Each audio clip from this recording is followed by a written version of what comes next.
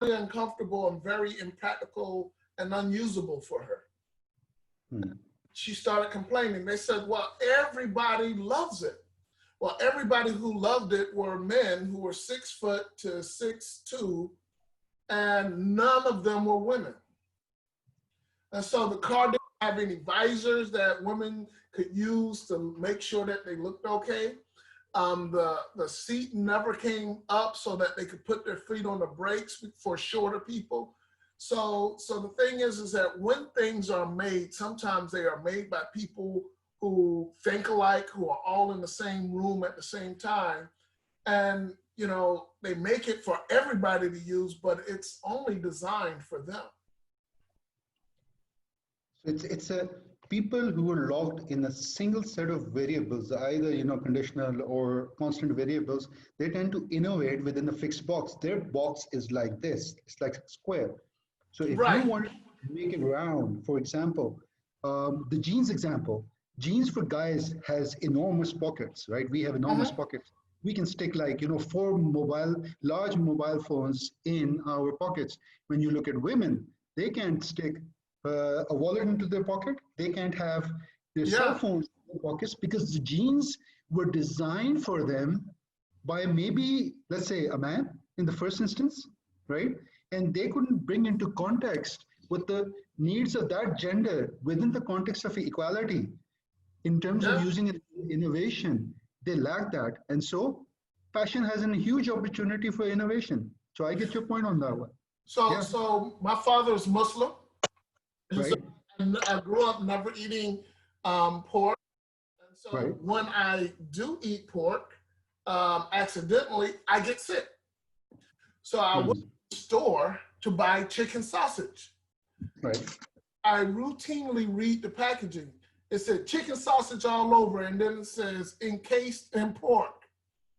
Yeah. Because of the people who are making it don't have food allergies, don't have religious restrictions, they don't think about it. So as you're saying, people in a room who are thinking about things usually don't think about things beyond their limitations, beyond their restrictions, beyond their ethical codes. And so that is where innovation happens. It's when somebody like you or me who don't have the same philosophical beliefs as others, we can now come in and make something that they did not think of. And intellectual property is a way of making sure that only you can do it. Wow. Reginald, tell me one thing. Your education profile has MIT there for your undergrad, then you have, correct me if I'm right, then it's Florida State University, and then it's Georgia Tech, right? Georgia Tech, then Florida State. I finished engineering, then I did an MBA. Right. So you are shifting between 3 different mindsets for innovation, right? 3 different engines of innovation in the US. And why did you not just stick to MIT when you got the opportunity to be in Cambridge and Massachusetts? You know, Boston is a great place for innovation. You see a lot of amazing stuff happening there because of the MIT Valley, right? Why did you not just stick over there? Why did you decide, no, I'm going to go to, you know, the south part of the US, and I'm going to go to the central part of the US? Why this decision? This was amazing for me as well. So during that time at MIT, they started asking their students to go to other places, because what they were finding is that a lot of MIT engineers were becoming limited in their thinking, because the only thing that they knew to do was think like an MIT person. So when I went to Georgia Tech, I realized that I had another lens that I can think about it. So at MIT, we learned how to calculate the fugacity, right? But at Georgia Tech, we learned whether or not that number of fugacity even made sense. Okay. So you got the opportunity. At Florida State, we learned whether or not it even made dollars to even worry about thinking about fugacity. So it's like this elephant is in this room. MIT, I only played with his ears. At Georgia Tech, I was able to see that it had legs, and at Florida State, I saw it had a tail. And so together now I can see there's an elephant in the room. Wow, wow. I never even thought of it that way. This is amazing. So there's something called an innovation rut. If you get into the innovation rut, you just stick into it, and that's what I see is the argument about MIT. But then you move further, where they're not looking at innovation the same way Boston is looking at it, right? They're looking at innovation with their own lens, and that lets you develop a larger perspective which you could sort of, find and conclude yourself at Florida State University. So this is interesting that the flow of innovation within the same country boundaries is different, across geographical regions in that context. So this is really amazing. This brings us to the same idea. Is the world the same when you see it from the US, or is the world different in terms of what is happening in terms of climate change and the kinds of innovations we need? Can the US fix all the problems for the rest of the world? Or do you think that innovation has to combine their minds and innovations to address issues which lead to clean energy across the world? So even in the US, as an example, as an African American, I come at the solution of a problem much different than a white male or even a white female, Yes. because of my cultural differences. And that assertion says that if you're a Pakistani man, a Pakistani woman, you're going to come at innovation differently. In fact, in my research group, I had a French woman, white woman, black guy. We had people from China as well as from India. We all solve problems differently, but we learn from each other. Wow. So what are the variables that define an individual's endeavor for asking questions and finding solutions to those questions? As an individual, what do you think shapes you and what is your process? What is that flow that you get into for finding an answer to your questions, and then to beginning I know it sounds like Big Bang Theory and Sheldon trying to get into his flow, but that's not the context, right? For fun, that's fine, but every person has a process up here, and that translates it into their work, and that defines them. That makes Dr. Reginald, Dr. Reginald. What is that process? So some people, when they see a cup, they see something that they can pour water into, or coffee or tea or something of that nature, even juice. Other people see something that they can put down on a sheet of paper and draw a circle so they can get a perfect circle. Other people see something that they could use to make even biscuits or cookies or what have you. So what I'm saying is that people actually, because of who they are, see different things in different ways. For me, my innovation comes from a frustration of why isn't this better? I solve things that frustrate me. Is this related to adversity, or this is general context? Because your the economic system in which you're placed is very different from my system, right? I see innovation from the angle of adversity. Adversity provokes me to find solutions to it. For example, there's a medical technology in the US that is widely used in saving lives. We never had that in Pakistan, even to this date. So my adversity makes us look at the US to see what's already over there and try to innovate that in terms of pricing and affordability and massive scaling. Because the number of people in this part of the world, there's a huge mass, billions, but their pockets are really small. And in some cases, most of them are under the poverty line. So it's a whole different context whereby we think, what are the defining constants or the variables for you when you think innovation? So I traveled and spent 3 months in Ghana. I spent 3 weeks in Nigeria. I spent a week and some days in Nicaragua. I've been to the Caribbean islands, and one of the things I noticed is that there wasn't a strong system for cleaning up trash. But I also saw that energy wasn't as stable. Electricity wasn't as stable. That frustrated me, that these people had to endure that.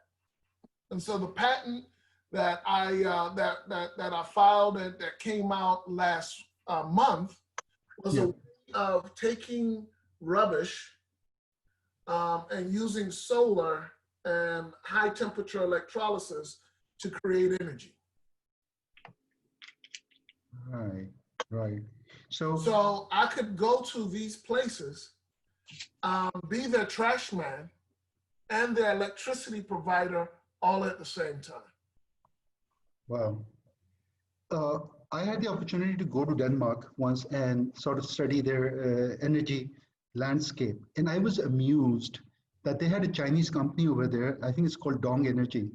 And Dong Energy was helping their nation move. At that time when I went, it was like at least 8 years ago. And they were moving to cleaner energy, renewable energy, right? In constants of, let's say, 12 or 10 or 12% per year. Today, when they look at energy, the possibility of making going all clean, they're already at 60%, and it's increasing on a year-to-year basis. This systematic mindset, would you believe that would it ever have come from the western part of the world, or do you think this is the Southeast Asians realizing their context first and making that available for the Central West? Because when you give me an idea, what I understand from you is that you, with all that amazing Western, what you call it, economic empowerment, knowledge empowerment, intellectual empowerment, when you came into this context, you created this innovation, this patent. So what happens if a person like me endeavors to achieve a level like yours? What am I going to hit? What kind of walls am I going to hit? What do you think a person like Fouad, me? Yeah. you may not understand. Yeah. You and I are very much alike in this context. Okay. Right? I'm not taken as a regular US innovator. Right. Wow. I walk into the room and I come up with an innovation and I get questions like, how did you come up with this? Just like if you walk into the room, they will say, how do you? So what I'm saying is that we, my friend, are underestimated. And that's our secret power. As an underestimated individual, you look at the world differently and you have all the power to be able to solve it, even though you don't have all of the economics. Now, with the power, you have to figure out how to get the economics. Now, being over in the US, I have a better chance at economics.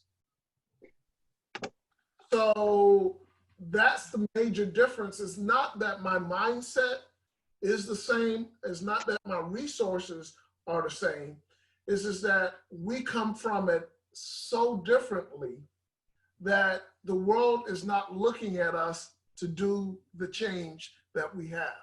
And what I'm saying is that we desperately need Pakistani innovators. We desperately need innovators from Sri Lanka, from Istanbul, from everywhere. In addition to the US folks, but usually the homogeny of the US innovation of where they put most of their money, like 95% of innovation money goes to white males, period. Less than 1% go to Black people, 1% Latino people. And so what I'm saying is that throughout the world, the underestimated folks are not being looked at, and that's the reason we keep coming up with new innovations. When you look around the world right now, it has the highest per capita death rate of COVID. Yeah. The US. What can we learn from the rest of the world on COVID as an example? We don't have all the answers over here, and that's because we're not listening to the rest of the world. So I believe from my experience here in the US, that people who think differently will actually help to better solve the world's problems. Mm. You know, you're getting me thinking, and now I'm thinking in that context. First, we had a small barrier there because of my situation, in which economic environment I live, and which economic environment you live. But now you've removed that barrier, and now we're thinking almost, I wouldn't say equally, but in sort of a frequency where there's lesser friction. And when I think about that, really, does innovation depend on one's origin, or does innovation depend upon the origin of the application of an innovation? Yeah. Yeah, so I would say a little bit of both. Yeah. Because one influences the other. Right. First of all, the origin of the innovation comes from either the frustration of the current solution, right? But how you actually attack it sometimes comes from your origin. Yeah.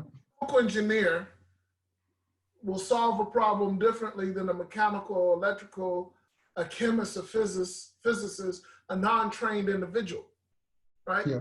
See, a non-trained individual, like I said at the beginning, my grandfather, he knows how things are done. He knew how things were done, and he looks at it and says, this is not done right. And so he tries to figure out a different way to get it done. He doesn't have to know all the math, the science. He doesn't have to know the economics. All he has to do is try a different way. Well, the more math and science that you have, the more you understand, the way you look at it, as a country boy, agrarian or a city guy, that changes how those experiences say, well, using a wrench will be faster than, well, you have more tools when you're an agrarian, so you know which one of those tools may work better. Yeah. So that influence of your origin may help you get at a different solution from the origin of the innovation. Tell me something, Reginald. When we look at the world in the context of how the West has been influencing globalization of innovation, we see these large corporations, giant corporations across the world. And for example, if I go shopping right now, more than 98 or 100 items that I take off a store shelf is going to be from that corporation, which influences like everything, hygiene and well-being and food items. And so my context has the context in which I'm getting all that, the results of that innovation compel me to not innovate, just live or copy the same technology outputs or the same innovation outputs of what has been placed upon me. How do I break this never-ending cycle of dependence on someone else's innovation and continue to be a consumer instead of a producer? How do I go beyond this mindset? There's two things here. One part is politics, right? The political framework for which you live in has to have an idea of we want to be producers, not consumers. And once you make that policy mandate, you have to take risk. A lot of politicians don't like taking risks, so it's easier to let somebody else take that risk. Well, when you let someone else take that risk, they get the reward. Okay, so this is what is the context when you say that Chile in Latin America made a startup system, and what it offered was that we'll pay your travel ticket, we'll give you a place, we'll give you an office, you come and innovate in our country. So essentially what they were doing was they were giving someone else the risk, right? So imagine you're in a place like Africa, or let's make it more specific, Ghana, and you have tremendous gold reserves, tremendous bauxite reserves, all of these things, but you don't do the manufacturing there. You take it out and you take it somewhere else, And so where the manufacturing and all of the refining is done, well, how many jobs are created there? Yes. How much value? So it's bought at 1 cent per ton there. By the time it comes back, you're paying $200 a ton for that same piece of, and so all of that economic value was created somewhere else. So if you don't do it there, if the innovation is not done in Pakistan, right? Yeah. Then the restaurants that would have served those innovators, the electricity that would have been needed for those innovators, the roadways and the people who build the roadways and the people who paint the roadways and maintain the roadway, all of these jobs are not there, they're somewhere else. And So that's me, the myth that the West has, you know, why we take the jobs for all of those things, you know? wow. So when you hear this rant, the famous rant, we're going to make things great again. We're going to take back our jobs. We're going to bring back innovation. I start thinking, wait a second.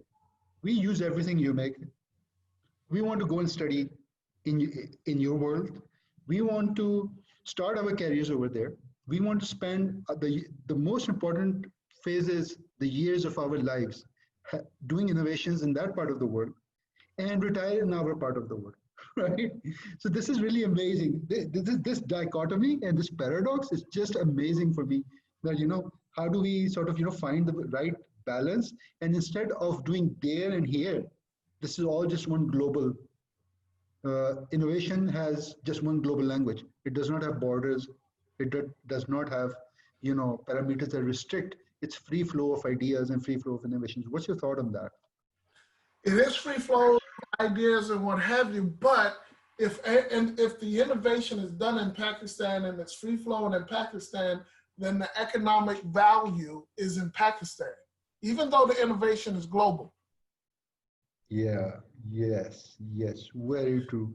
So that was one thing. The political will for innovation has to be there, right? And that creates the economic engines and say, once you have those economic engines, one of the big things is that I try to push myself out in schools, several times a year so that young African-American men, young African-American women can see somebody that looks like them doing innovation so that they understand that they can do innovations as well. I mean, my kids are 7, 9, and 10. MashaAllah, really good. They talk about that they want to get a PhD like their daddy.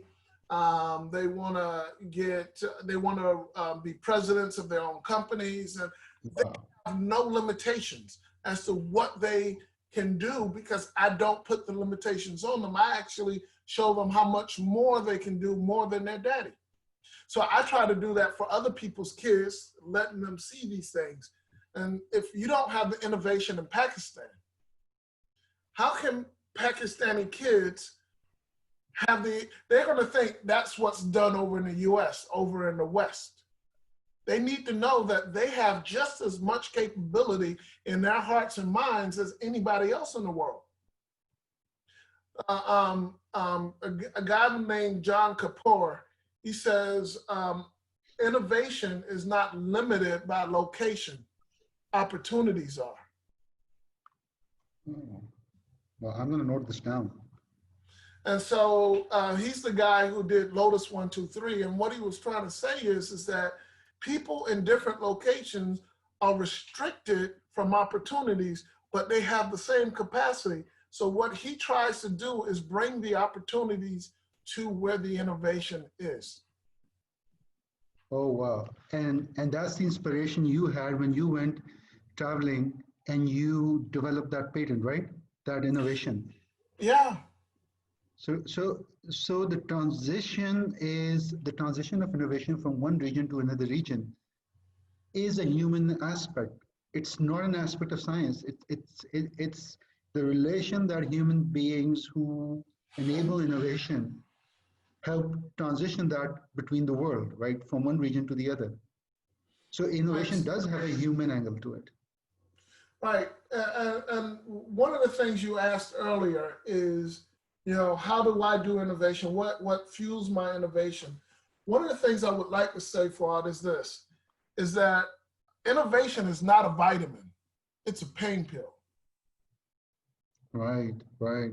So if you are a person that had to walk half an hour from home to work, Yeah. you've already walked 20 minutes, and you say, oh, I forgot my vitamin. Would you turn around and go back home? Hmm. You say, I forgot my pain pill, and I'm going to be in a lot of pain. I'm going to go back home. You would turn around and go back home. So innovation is usually born out of that type of pain, that type of aggravation, that type of frustration. Right. And that's the reason it needs to be done where the pain occurs. Right, right, right. Where the pain occurs. So why fly over to the US to solve your pain problem in Pakistan? very true, very true. So it means that when I end up in a different economic system, and when I'm thinking for that economic system, and I am reducing the possibility, any kind of possibility of me improving innovation in that region. Because, for example, you hear a lot of diaspora saying, okay, I'm going to work in the US I'm working for this many years, 2 decades, let's see.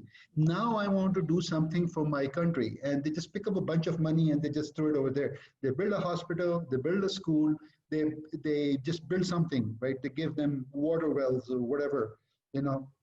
They've really not invested in innovation. What they've just done is, they didn't feel the pain with the pain which is over there, right?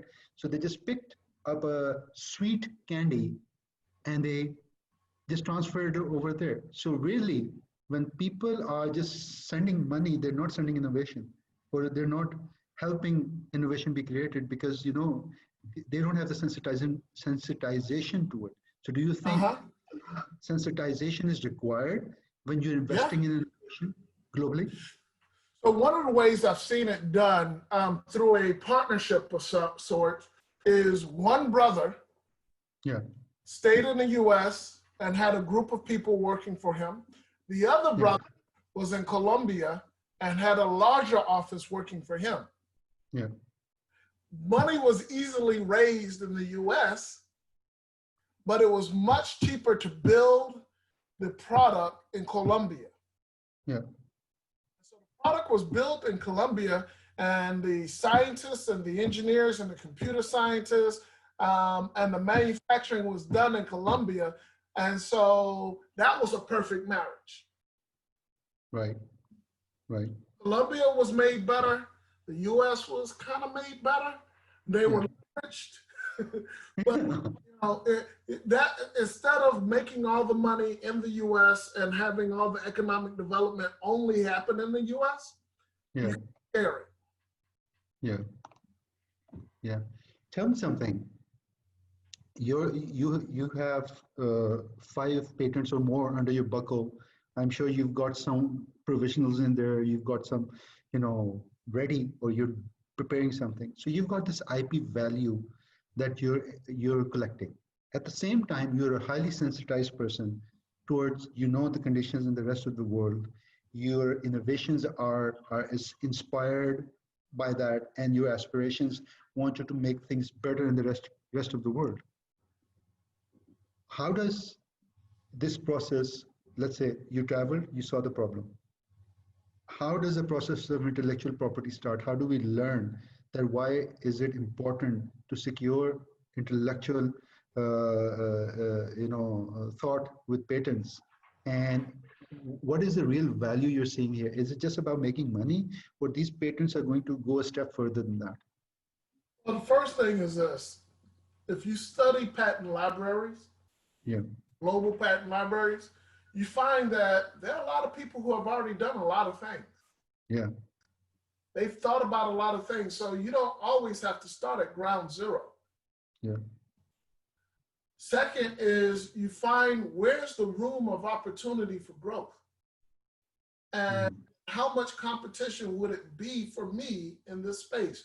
If you go into a space where there's been only 3 innovations in the last 20 years, you have a great chance of building a nice product and a company. But if you go into a space where there's thousands of innovations in the last year, somebody's probably already thinking about what you're doing and they may be better capitalized. And so that may not be the place that you need to actually spend a lot of your time innovating. Yeah. The blue ocean and the red ocean concept. Right. So the first thing about patents is it helps you to understand the space that you're in and how competitive it's going to be, and whether or not somebody can shut you down tomorrow for the work that you're doing because they have the right to be a monopoly in that technology, in that space. That's what a patent gives you. It gives you a monopoly to do this thing. But, you know, not everybody obeys the law. Yeah. So when they break the law, you have the chance of stopping them or outmaneuvering them. Yeah. So I'll give you a small story on that. The person who invented the 3D MRI, Yeah. found out that 2 to 3 large companies were using their technology. Yeah. So they went to the courts to get them to stop. And they said, no, we're going to keep on using it. You can try to tie us up in court, but we'll tie you up in court. Okay. So the innovator went back to his investor and said, we can try to beat them or we can sue them. Either we can innovate them or we can sue them. But if we're going to sue them, I need $10 million. So he stayed in court for 20 years. The big companies kept using this technology. But for $10 million, they sued him and they won $1 billion. Okay. So his whole thing was, the way that I'm going to make money is through a lawsuit, and it's going to take me 20 years to become a billionaire. Wow, the compromise, the grand compromise. That's not innovator's life. They, you know, that's not what they love to do. So most innovators will try to figure out how to get people to use their stuff. You know, spend $1 in marketing versus $1 in legal bills. Wow. So people who are filing intellectual property and protecting their intellectual property, and for those people who are making intellectual property, but not, their countries might not have the systems. Maybe they have weak systems. Maybe they're not ratifying the World Intellectual Property Organization's treaties. For those countries, are they innovating in the blank space? And the people who are getting intellectual property in the West, will they always overpower them? Or this is some kind of an odd balance going on? That's a good question. Let's say that I were to file a patent in an area where there's weak patent laws. The US and the world and most world treaties will still respect that. They won't let somebody in the US patent in that area because it's made known in another area. So the two things that must be true when you patent something, it has to be novel, meaning nobody anywhere has done it. If it's in a weak patent, if it's written in an article, if it's something selling on the streets, if it's a patent, that's not novel. So in the US, you can't get a patent if it's not novel. The second one, is it obvious? So yeah, it's new, but everybody knows that if you put a different blade on a lawnmower, it will still cut grass. So you can't say, well, this blade cuts grass. Any blade on a lawnmower cuts grass. So you have to make it novel and you have to make it non-obvious. And so having a patent inside of Pakistan prevents a US person from being able to get a patent in that area. Well, let's say, Reginald, if let's say if you were, mentoring someone, advising someone, helping someone out, youngsters, what would be your first advice to them, and what would your last advice be to them? My first piece of advice is this. Um, Great ideas mean nothing if you can't sell it. Mm, yeah, true. The bottom So line. make sure that it's something that people would buy. That's the reason I said the pain point, a Yeah, pain versus a vitamin. Make sure you're making a pain pill. yeah. Second, last advice is make sure that the innovation you made today is not your last innovation on that same product. Right. Yeah, yeah. Running around with the same thing for the next few years when the world is completely transforming itself every 5 years. Right. When you made this product, it solved the problem that existed today. Yeah, The phones that we have years ago, this was the phone that I had. It was yeah. really small. It was really cute. But could Here's you mine. imagine somebody trying to, my son got this phone, he was trying to swipe the screen with his finger. It doesn't work.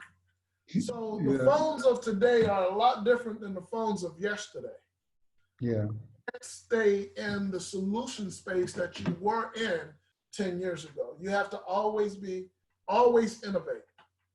Have you noticed one thing? Since we got the phone thing going, and I have my old feature phone with me, guess what I use till today? Okay, Right? Yeah, to find little stuff which is like, lying around under the corners, under the sofas or the chairs, right? I use this. But just that's imagine, innovation. yeah, yeah. So just imagine this is continuous, something which is continuous, and it's still built into the user design, the user experience, right? The flashlight still powers cameras and everything. So one question that comes to my mind is there's already so much done. One is the patent search, the other is the WIPO patent search, and there's a lot of literature review one has to do in order to understand the space they're working in. So this requires a certain kind of knowledge and at least some level of English language expertise, or maybe a good translation software. So haven't we added too much system to innovation? Whereas human innovation used to be more based on the pain points, you say. Now we've added so much system to it that it becomes hard for young people to actually understand it and do the necessary due diligence before they announce that they've got an innovation, or they they display their innovation to the world. What are your thoughts on this? Are we killing innovation like this? Are we systemizing it too much? I'm not as young as I used to be or as I look. Yeah, Um, 50 years old. yeah, yeah, I know. And so I used to do commercialization or launch technologies in big industries, Yeah, chemicals and what have you. And anytime that you launched a technology, you had a team around you, yeah, always team oriented. That hasn't changed. Even with my small entrepreneurial team, I have a team. I do right. things and I get other people to do other things. And I would say that a lot of young folks, they don't realize the value of team. They like to go fast. And Mm. African proverb, if you want to go fast, go alone. But if you want to go far, go together.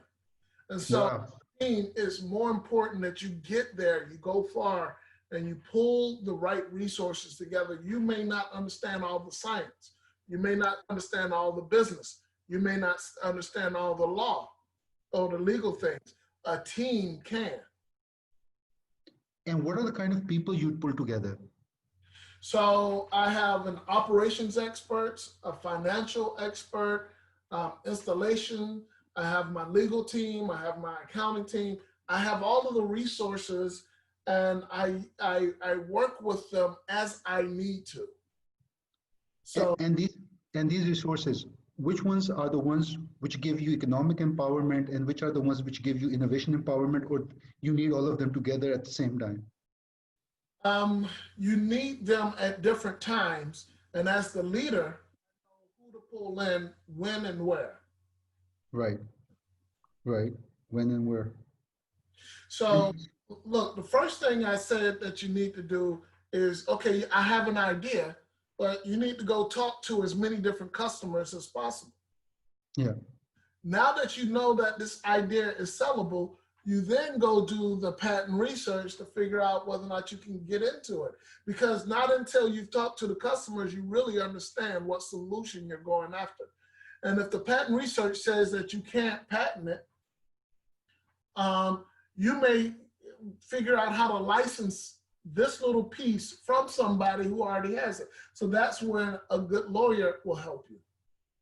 So now right, that you have a license to be able to do something that nobody else is doing, you can then start building the prototypes where you may not be a mechanical engineer for a physical prototype or a computer scientist for a software prototype. So you bring in those people.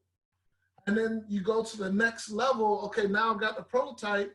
I can now go out and see whether or not somebody actually, they said that they want it, but how do they actually interact with it? So I can make the features actually work for the individual. So by the time you launch the true product, you've gotten all the feedback, all the guesswork, all the relationships to push it.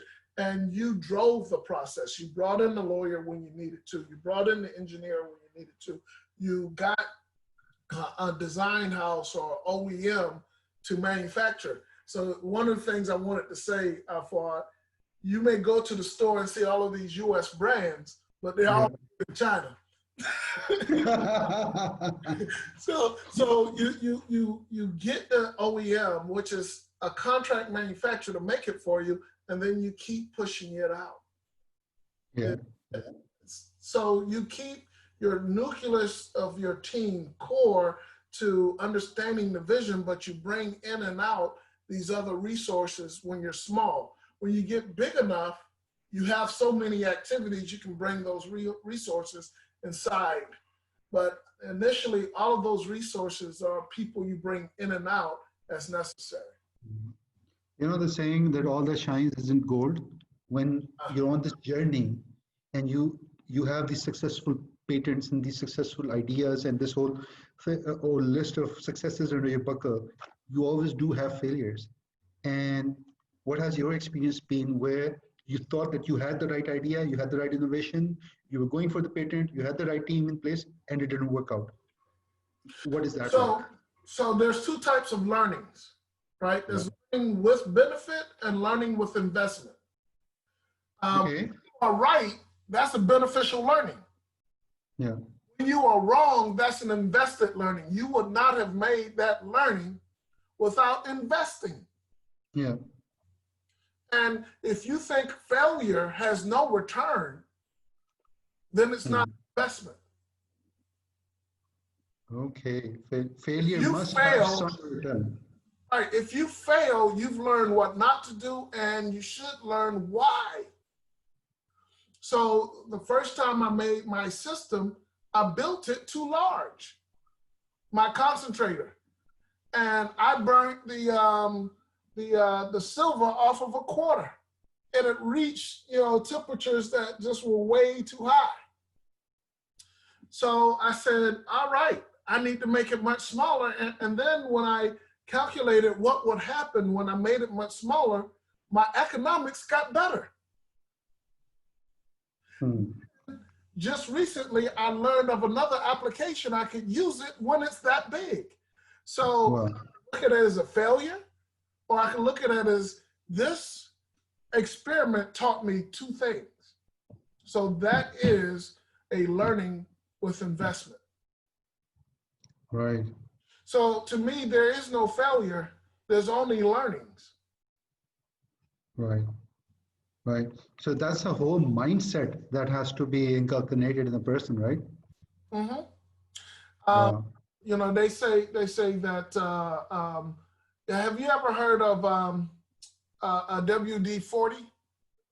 Yeah, WD-40, the famous lubricant, which just removes rust off everything. Do you know why it's called WD-40? Oh, that's a good question.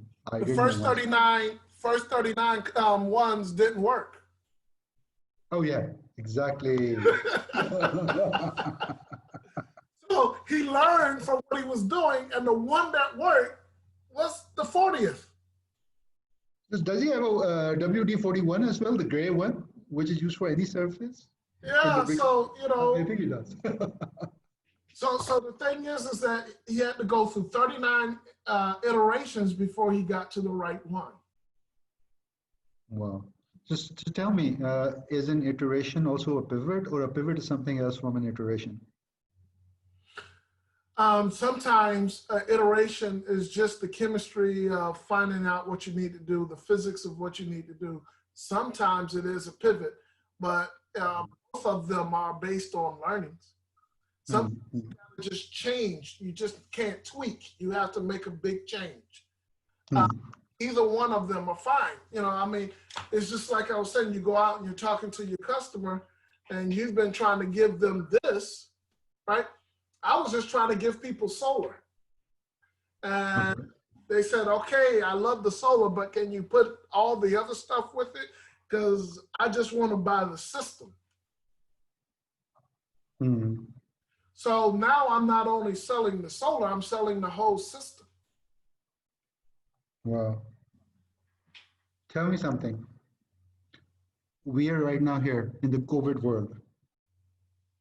There's one way of thinking right now, which is blurred by pain, by suffering, by, I don't know what the future is going to be like. But then there's the innovator in this situation who has survived the COVID environment. And what is this innovator's vision for the next 5 years? Where does he see himself? Where does he place himself amidst all this, all these challenges? How does he see the opportunity for the next 5 years? All right. So when I worked at the Boston Consulting Group, one of the things that they taught us to do is to see beyond the storm or beyond the cloud and or the fog. And the way you do that is you make certain hypotheses and you see how those hypotheses will work. So one of the things that we know will happen is that a vaccine will come out in such time. So then you say, if the vaccine comes out, then what? And if the vaccine comes out and it works, then what? If the vaccine comes out and it doesn't work, then what? And the vaccine comes out or doesn't come out in that time period, and let's say by December, but comes out in June. And so you look at all of those different types of things and say, what would happen for 5 years? That helps you to understand that common underlying theme of what you need to do regardless of what. You don't just say, I don't know anything that's going to happen. You say, if this happens, then I will do this. If that happens, and then all of a sudden, once you see all of those different type of things that could happen, you start figuring out, well, when that happens, I'm going to need this amount of money. The world is going to be like this. And so I need to start saving now. Either way. Start saving now. Either way. It is when you know that tomorrow you have to wake up very early, you set the clock the night before. Exactly. So we know that after COVID, right, people are going to go wild. They're going to want to go out and do things and just be free. But they're going to be a little bit cautious of how they do things because, people are going to be twice shy. So because you know all of that, there are mounds and mounds of innovative things that you can start solving for today. In fact, the last world economic crisis created Airbnb. Yeah, true, very true. There's going to be a tremendous number of things created out of this COVID crisis. This scientist that I'm interviewing, Reginald Parker, is he going to use science to dream, or his dreams are bigger than science? And will those dreams define his pursuit of innovation in science and discovery? Is it I, dream? I will use science and engineering to do what I do because those are some of my tools, right? Right. But passion and compassion are also two of my tools. I have to use both of those along with the science, engineering, and math to create the solutions I think that people are looking for. Right. What is that one vision that wakes you up every morning, helps you go to sleep and sleep peacefully? But then the next morning, you're back there with that vision, and you know that every day you're getting close with it, irrespective of the fact you're cultivating your family, you're cultivating your community, you are thinking about those who are not close, not right there next to you, but across the world. What is that one vision? The driving force of Dr. Reginald Parker. I don't have one, I have four. All right. I'm created for a purpose. Okay. What is that purpose? Well, no, I'm just saying, I feel that the creator created me for a purpose. Therefore, I have to always push toward that purpose. Second is I got cameras watching me all the time. They're my daughter and two sons. I mean, my two daughters, my son and my wife. They're watching me and they're recording and they will replay back everything I said and do. And so I have to be true. Third thing is that I have a vision of ending energy poverty. Wow. And so I believe as I helped, communities to end energy poverty, I create economic development. I free people from things that kill them, bacteria and water, miseducation. And then the fourth thing is that I allow myself to one day become a philanthropist and to help others who have dreams like me take those dreams to the next level. So I have to be successful in this venture so I can help other people be successful in theirs. And I believe that is the reason why I'm created. So I drive accordingly to make sure that I'm true to who I am and to who they see me as, and to create wealth for others. Wow.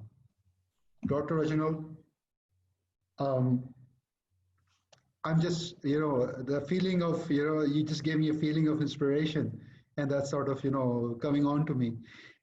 Tell me one thing, as we end this interview.